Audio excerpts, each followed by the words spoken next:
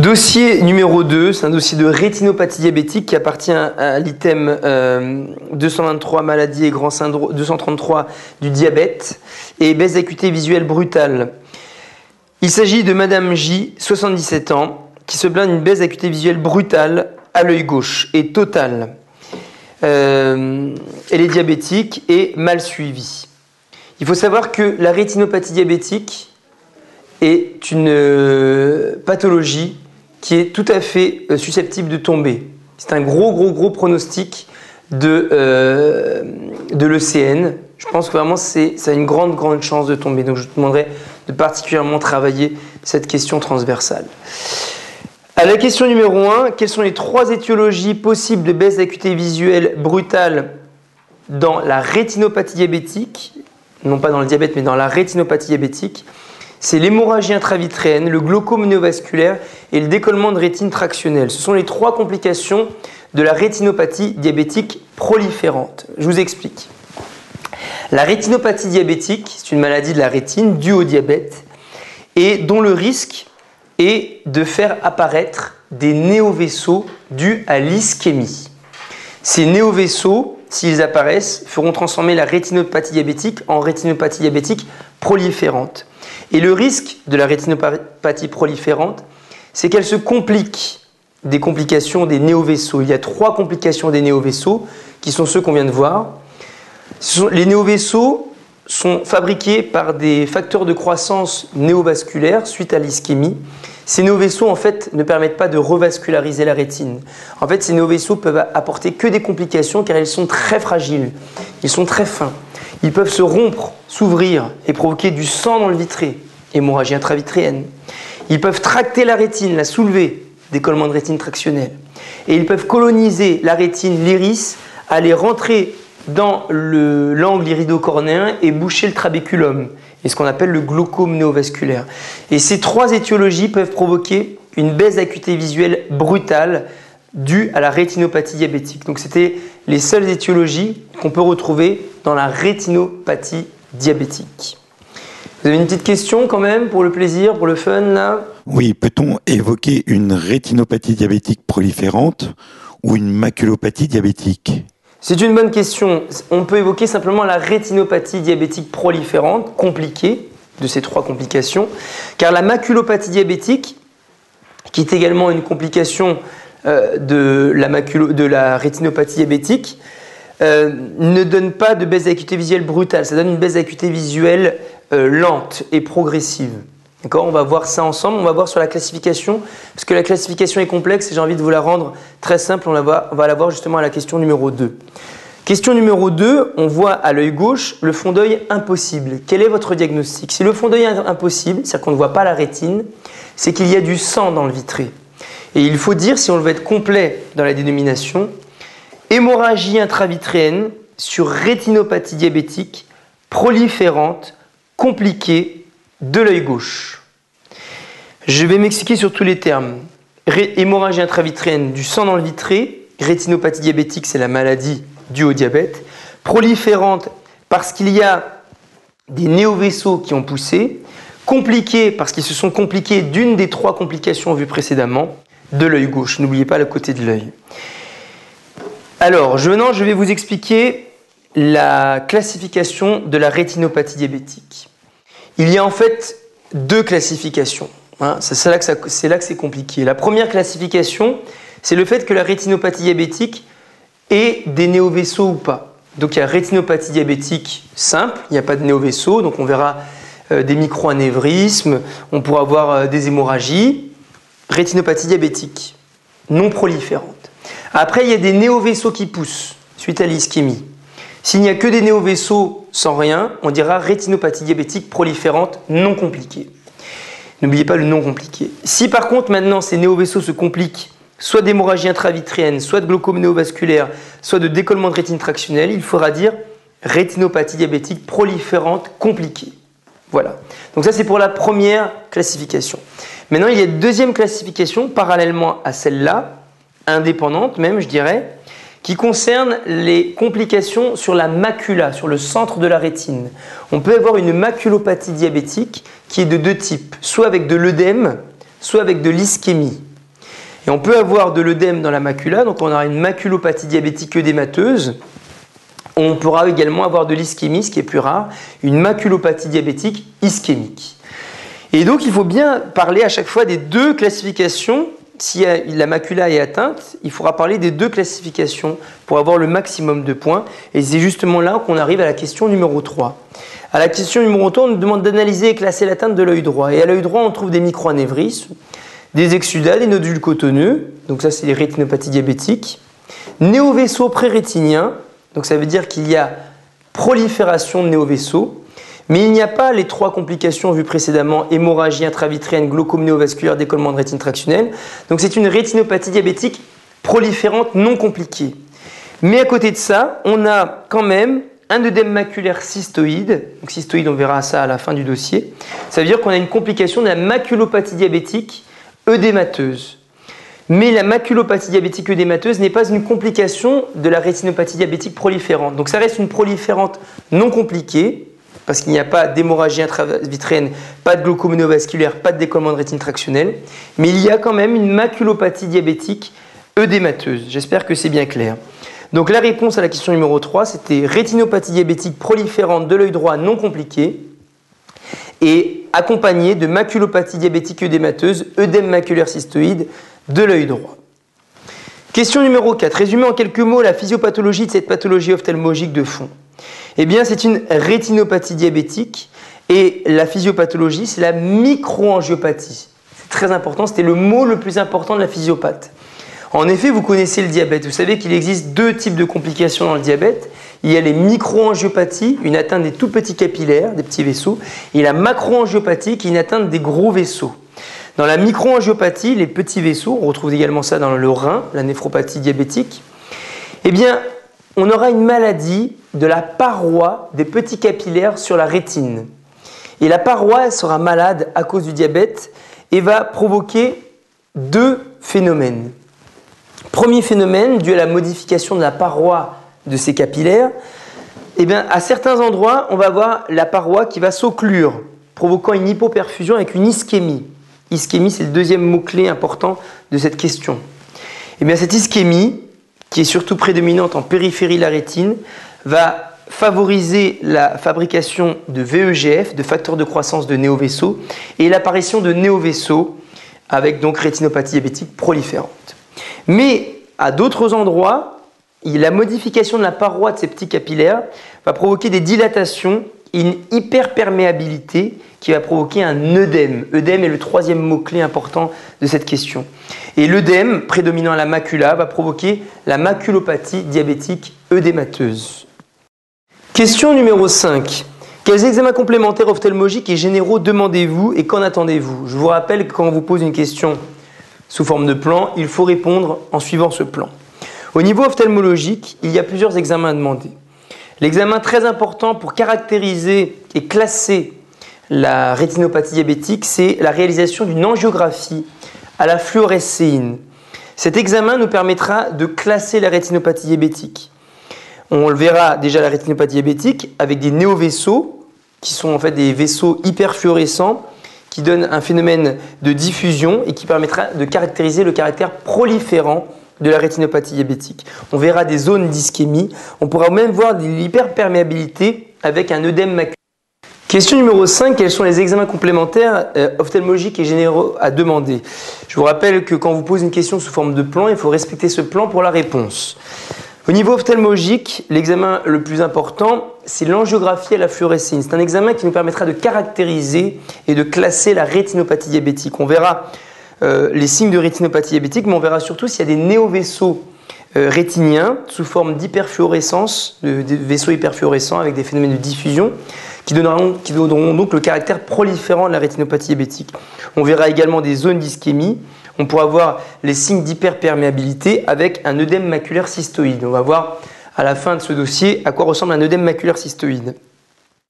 L'échographie B sera également à demander à l'œil gauche. L'échographie B, c'est une échographie morphologique. Parce qu'à l'œil gauche, comme il y a une hémorragie intravitréenne, on ne peut pas voir le fond de l'œil, on ne peut pas faire d'angiographie à la fluorescine.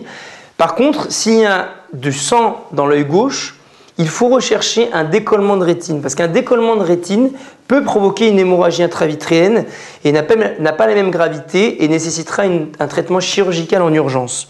Donc l'échographie B de l'œil gauche recherchera un décollement de rétine. Et enfin, dernier examen ophtalmologique à demander, c'est un OCT. Un OCT, c'est une tomographie en cohérence optique. C'est un examen de la rétine, un examen qui envoie un faisceau de lumière qui sera réfléchi par la rétine, comme un peu les systèmes de l'échographie avec les ultrasons, et qui permettra d'obtenir une image en coupe très précise, quasiment à l'échelle comme une coupe histologique, de la macula, pour voir s'il y a un œdème maculaire, s'il y a une augmentation de l'épaisseur et s'il y a une déformation de la macula. Et c'est très important pour mesurer l'œdème maculaire cystoïde, pour la quantifier également. Donc ce sont les 3 examens ophtalmologiques à demander. Au niveau général, ça vous le verrez en conférence d'endocrino, il faut demander une glycémie veineuse à jeun, une hémoglobine glyquée, HbA1c, et faire un bilan des facteurs de risque cardiovasculaire et un bilan des complications du diabète, rein, cœur, vaisseau. Question numéro 6, quel traitement allez-vous démarrer? Alors c'est une question très importante. Je vous donne un conseil, pour bien être systématique, il faut la séparer en 4 items. Il y a le traitement médical avec un équilibre progressif du diabète et de la glycémie et un équilibre de la tension artérielle.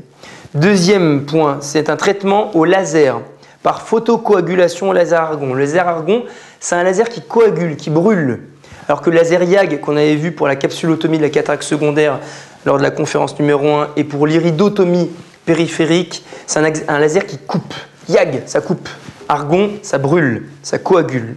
Eh bien, la photocoagulation, dans la rétinopathie diabétique, il faudra la faire à 2 endroits. Il faudra faire une photocoagulation panrétinienne, ce qu'on appelle une PPR. Et ça, on traite ça pour la rétinopathie diabétique proliférante. En effet, si on crame toute la rétine périphérique, ce ne sera pas très grave pour l'œil, parce que la vision, elle est surtout centrale. Eh bien, cette rétine n'existera plus. Il n'y aura plus d'ischémie, donc il n'y aura plus de fabrication de VEGF et il n'y aura plus de fabrication de néovaisseaux. Je vous l'accorde, c'est un peu radical comme traitement, mais ça marche très bien. Et ensuite, pour la maculopathie diabétique œdémateuse, pour l'œdème maculaire cystoïde, on proposera une photocoagulation périfovéolaire en quinconce, ce qu'on appelle le GRID. Périfovéolaire, c'est-à-dire autour de la fovéola, on évite de tirer sur la fovéola, sinon on n'a plus de vision centrale. On va tirer autour en quinconce, un coup en haut, un coup en bas, un coup à gauche, à droite, un coup à droite, autour de la fovéola pour faire résorber les exsudats et l'œdème maculaire. Troisième item, ce sont les traitements par injection intravitréenne. Maintenant, on a plein de traitements par piqûre dans l'œil, ça s'appelle les injections intravitréennes. On peut injecter des anti-VEGF, ce sont des antifacteurs de croissance, des molécules qui vont contrer et se mettre à la place du VEGF sur leur récepteur. Comme ça, il n'y aura plus d'action des facteurs de croissance de néovaisseaux et ça va faire régresser les néovaisseaux. On peut également injecter en intravitréen des corticoïdes dans l'œil qui pourront diminuer également l'œdème maculaire. Enfin, en dernier lieu, il y aura un traitement chirurgical qu'on peut proposer, une vitrectomie. On rentre dans l'œil avec des instruments, on enlève le vitré et on peut enlever comme ça le sang qu'il y a dans le vitré. Et on le fera ça en cas de persistance de l'hémorragie intravitréenne. Donc souvenez-vous, traitement médical, traitement au laser, traitement par injection intravitréenne et traitement chirurgical. Est-ce que vous avez des questions sur les traitements de la rétinopathie diabétique? Oui, pourquoi faut-il équilibrer le diabète de manière progressive? Il faut équilibrer le diabète de manière progressive parce que si on l'équilibre de manière trop brutale, eh bien ça peut décompenser une rétinopathie diabétique et faire exploser la rétinopathie diabétique dans l'œil avec les complications type glaucome néovasculaire, hémorragie intravitréenne et décollement de rétine tractionnelle. Et au bout de combien de temps décide-t-on de réaliser une vitrectomie devant une hémorragie intravitréenne? C'est une bonne question qui est hors programme. Donc je ne vais pas m'apesantir, mais il faut compter à peu près 3 mois ou 1 mois et demi. 1 mois et demi à 3 mois, ça dépend des indications, mais qui sont hors programme et je n'ai pas envie de vous encombrer la tête. Votre disque dur doit être à présent saturé. Voilà, nous allons maintenant voir les illustrations de la rétinopathie diabétique. La rétinopathie diabétique, voilà quelques images. Je tiens à vous rassurer, souvent les étudiants me demandent est-ce qu'à l'ENC, on peut tomber sur une photo de fond d'œil à interpréter? Alors ma réponse sera très claire. À l'ENC, vous pouvez tomber sur une photo de fond d'œil, mais vous n'aurez pas à l'interpréter. C'est-à-dire qu'il y aura une légende en dessous avec écrit tout ce que vous voyez, à moins que ce soit très facile, mais dans ce cas-là, tout le monde verra. Mais sinon, vous aurez en dessous une légende avec tous les signes à voir sur le fond de l'œil. Donc ne soyez pas trop stressés. Je vous montre quelques images de fond d'œil pour vous montrer un peu les termes qu'on emploie. Alors voici une image que vous pouvez voir de rétinopathie diabétique non proliférante. On voit des exsudats au niveau de la macula, donc c'est une maculopathie diabétique œdémateuse. On voit quelques petites hémorragies et les tout petits points rouges sont des microanévrismes. Donc on est typiquement là devant une rétinopathie diabétique non proliférante, première classification. Et deuxième classification, on est devant une maculopathie diabétique œdémateuse. Photo suivante, c'est beaucoup plus grave. On voit ici des impacts de laser. Vous voyez à quoi ça ressemble une photocoagulation en panrétinienne, une PPR. On a ici une nappe d'hémorragie rétro-hyaloïdienne qui va se transformer en hémorragie intravitréenne. Donc c'est une équivalence d'hémorragie intravitréenne. On a une nappe de sang entre le vitré et la rétine. Et ici, on a plein de néovaisseaux. Vous voyez ces pelotons vasculaires. Donc on est ici en face d'une rétinopathie diabétique proliférante, compliquée, parce qu'il va y avoir une hémorragie intravitréenne. Voici à quoi ressemblent les angiographies à la fluorescine. Voici, c'est une photo du fond de l'œil. Et on n'a pas encore injecté de colorant. Donc là, c'est non injecté. Mais on peut vous deviner ici qu'il y a des pelotons vasculaires là, sur ma flèche, ici, et là, près de la papille. Là, c'est une grosse nappe de sang. On va injecter maintenant dans une veine au pli du coude le colorant de fluorescine qui va petit à petit apparaître dans l'œil. Et nous allons prendre des clichés, des photos précoces, intermédiaires et tardives pour voir la fluorescéine s'imbiber et colorer la rétine. Est-ce que vous êtes prêts? C'est parti, on injecte. Et ensuite, il y aura donc le temps bras-rétine. C'est le temps que met la fluorescéine depuis l'injection du bras pour apparaître dans la rétine. Voilà, là c'est le temps précoce. Et on voit ici une hyperfluorescence au niveau des pelotons vasculaires que je vous avais montré précédemment. Cette hyperfluorescence précoce est un signe de néovaisseau. Ce qu'il faut voir d'autre, c'est les toutes petites boules blanches, là que vous voyez, clignotées. Et bien, ce sont des microanévrismes. Là, on a une zone gris foncé, alors que ici c'est gris clair. Et bien, les zones de gris foncé sont des zones d'ischémie. Et comme par hasard, ça correspond à là où il y a des néovaisseaux. Ischémie amène des néovaisseaux. On continue les clichés, donc on va faire un cliché intermédiaire. Et vous allez voir que l'hyperfluorescence, donc le caractère blanc de ces néovaisseaux, eh bien, il va augmenter de superficie. Regardez, hop, voilà. Les contours deviennent plus flous. Et la superficie d'hyperfluorescence va augmenter. Et bien ça, c'est ce qu'on appelle un phénomène de diffusion. Quand l'hyperfluorescence s'agrandit, c'est un signe de diffusion, et la diffusion, c'est un signe de néovaisseau. Et enfin, vous voyez, le cliché tardif, l'hyperfluorescence va encore plus diffuser, vous voyez. Et donc là, vraiment, on est face à une rétinopathie diabétique proliférante. L'œdème maculaire cystoïde, je vous avais dit qu'on allait le voir, c'est le fait qu'il y ait des logettes à l'intérieur de la rétine. Il y a de l'eau, un œdème, de l'eau dans la rétine. Et ces logettes, on va pouvoir les voir de plusieurs manières. On va les voir d'en haut avec l'angiographie à la fluorescine. Vous avez un aspect typiquement ici en pétales de fleurs ou en nid d'abeille. Et bien ce sont les logettes pleines d'eau qui sont dans la rétine. C'est pour ça qu'on dit œdème maculaire cystoïde avec des logettes. Et de profil, vous avez une image d'OCT, tomographie en cohérence optique, et vous voyez que de profil, on retrouve ces logettes, ces logettes d'œdème qui correspondent à l'œdème maculaire cystoïde. Donc ça, c'est très important. Vous avez pu voir ainsi un œdème maculaire cystoïde vu en angiographie et vu en OCT. Un OCT normal, c'est comme ça. Vous voyez, ça n'a rien à voir. Voici une image de décollement de rétine tractionnelle. Eh bien, on voit que la rétine est tirée par les néovaisseaux. Et voici une image d'hémorragie intravitréenne. On ne voit rien, le fond d'œil est impossible, la rétine est invisible parce qu'il y a du sang dans le vitré. Là, vous pouvez voir une rubéose irienne. Il y a des néovaisseaux qui poussent sur l'iris. Et en gonioscopie, dans le verre à 3 miroirs de Goldman, on peut voir un néovaisseau qui envahit le trabéculum dans l'angle iridocornéen. Et pour finir, voyez ici à quoi ressemble une PPR, une photocoagulation panrétinienne. C'est-à-dire qu'on va cribler d'impact de laser toute la rétine, sauf le pôle postérieur, pour sauvegarder la macula. Et ainsi, il n'y aura plus d'ischémie de la rétine autour. Avec la PPR, on aura criblé d'impact partout sur la rétine. Il n'y aura donc plus de rétine vivante, il n'y aura plus donc d'ischémie, et ainsi, il n'y aura plus de fabrication de VEGF. Et donc ainsi, il n'y aura plus de néovaisseau. Voilà.